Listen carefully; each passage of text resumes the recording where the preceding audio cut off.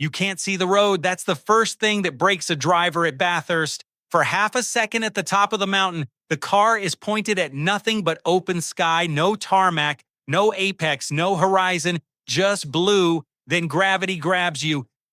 This is Skyline, and it's the one corner on Earth where a NASCAR champion, a bloke who runs 3 wide at 200 miles an hour with his hands basically in his lap, goes dead quiet on the radio. Because here's the thing they don't tell the American fans, mate. At Daytona, if you crash, you slide, there's room. There's grass, there's God's own runoff. At Skyline, the wall is right there, sitting on the racing line like it's waiting for you. So why does the fastest driver in the world feel helpless at the top of this hill? Stick around, because what's about to drop your stomach literally is the most feared 400 meters in motorsport. Let's decode what you're actually looking at. Mount Panorama isn't a racetrack. It's a public road. During the week, tourists potter up here at 60 kilometers an hour with the cops watching. On race weekend, supercars fire through the exact same tarmac at nearly 300. The elevation change from top to bottom, 174 meters. That's a 570-foot vertical drop, taller than most skyscrapers you've ever stood in. And Skyline sits right at the crown. It's where the flat-out charge up Mountain Straight and Reed Park finally runs out of hill. You crest the top doing around 195 to 200 kilometers an hour, and the world just falls away. Then comes the dipper.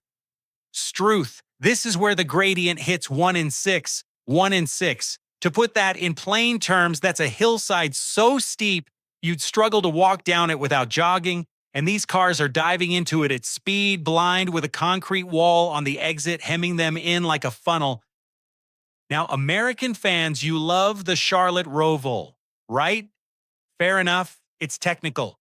It's tight, it punishes mistakes, but the Roval is flat, pancake flat. The elevation change is measured in a few meters. Skyline changes elevation faster than a Roval changes direction. At the Roval, your car stays planted. The tires stay loaded. At Skyline, the car goes light at the exact moment you need it to grip. That's called compression and rebound, and we'll decode why that's a death sentence in a second. But first, ask yourself this. What happens when you take a car that was never designed for this, a 2-ton American stock car, and point it at that drop? The answer is genuinely disturbing. Let's break it down. Right. This is where it gets gnarly.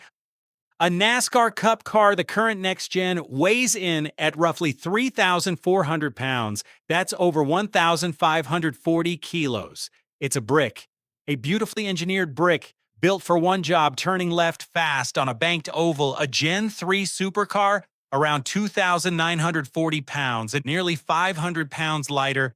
Now, 500 pounds doesn't sound like much when you're loading the ute, but at Skyline, where the car goes weightless over the crest, every single kilo becomes a monster. Here's the physics, decoded simple. When you crest Skyline, the suspension unloads, the car floats, then it slams back down into the dipper. That transition from light to heavy in a heartbeat is what unsettles the car. The lighter and nimbler your machine, the faster it recovers. The heavier it is, the more that mass keeps wanting to travel in a straight line straight into the wall. Let's be blunt.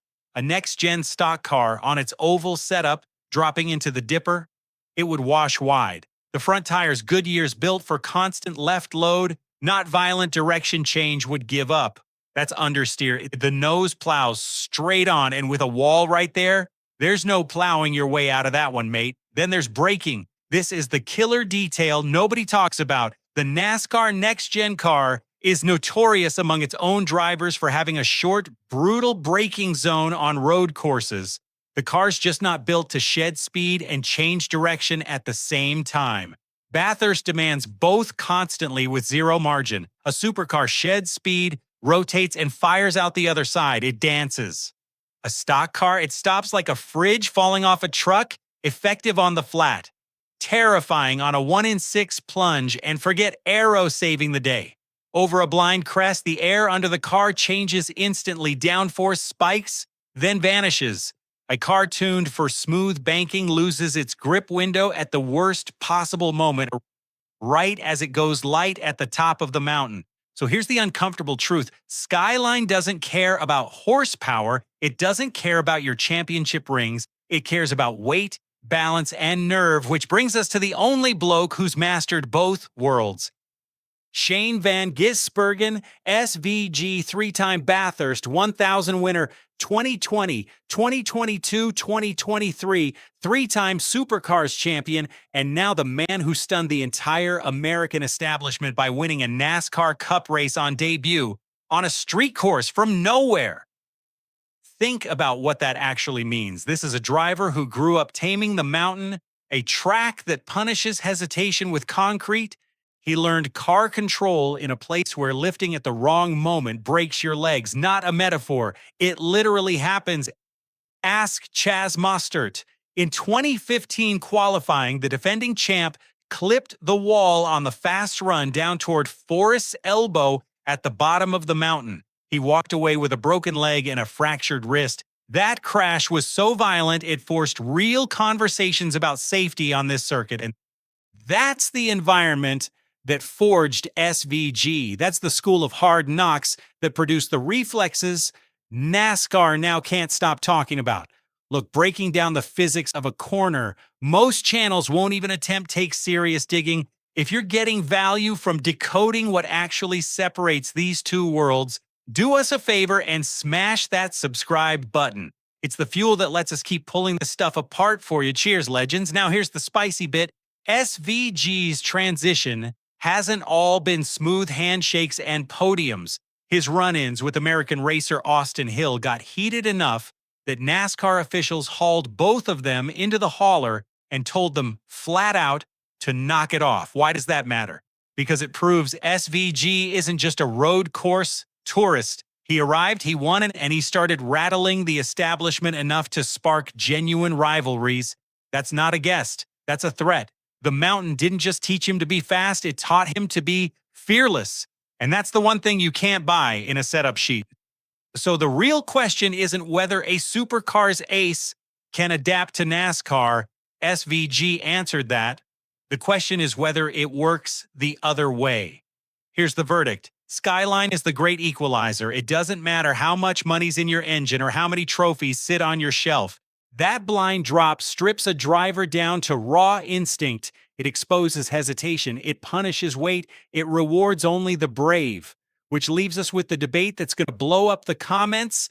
Kyle Larson, arguably the most naturally gifted wheelman in America, a bloke who can win in anything with an engine and 4 tires, sprint cars, dirt, asphalt, the lot. Could Larson survive a flying lap over Skyline and through the dipper in a supercar? Or would that blind crest, that half second of nothing but sky, humble even him the way it's humbled world champions before? Drop your verdict in the comments right now. Type hero if you reckon Larson conquers the mountain. Type humbled if you think Skyline sends him into the fence. Let's see where NASCAR Nation and the Bathurst faithful land, and I'll be down there reading every single one, because at the end of the day, the mountain doesn't ask who you are. It only asks one thing. Have you got the nerve to keep your foot in when the road disappears?